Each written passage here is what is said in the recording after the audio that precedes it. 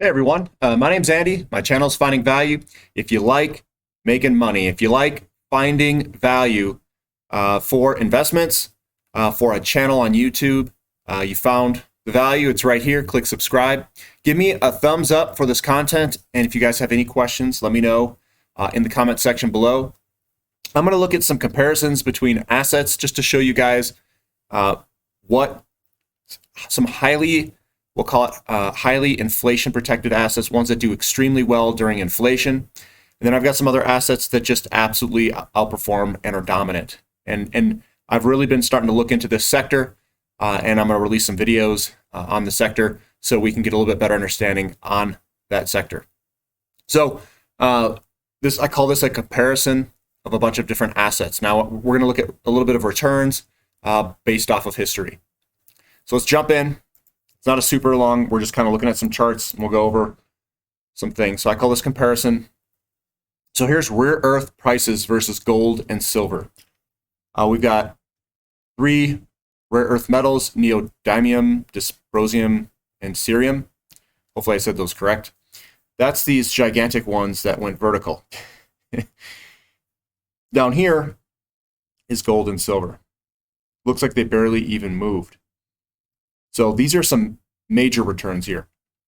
So what I think we should be doing is we should be looking at perhaps some companies that can produce these. Now, a lot of these are produced in China, and they have a stranglehold on the rare earth metals because they produce a large portion. I'm going to show you just how much they produce.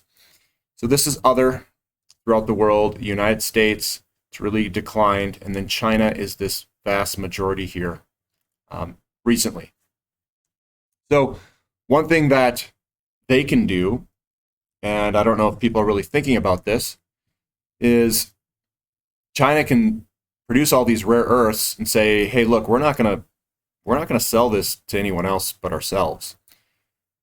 So there are companies that use rare earth materials like electric vehicles and whatnot. They could really dominate if they're the only companies that have access to rare earth materials.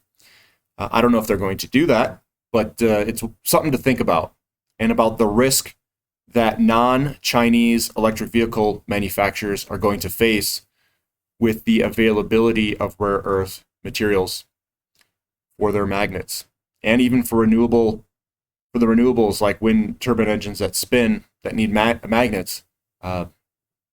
It's not exactly a plentiful supply of rare earths around the world. It's mainly coming from China. So that's a big risk. Here is another chart: long commodities, short long-term bonds as inflation rises. That sounds about right. This is the correlation of real and financial assets with inflation since 1950. We have real assets. We've got commodities. Commodities are right there with it. And then we've got platinum. Platinum, precious metal, looks like it's absolutely killing it. Real estate does extremely well. Diamonds, gold, collectibles. I guess this was from the UK farm.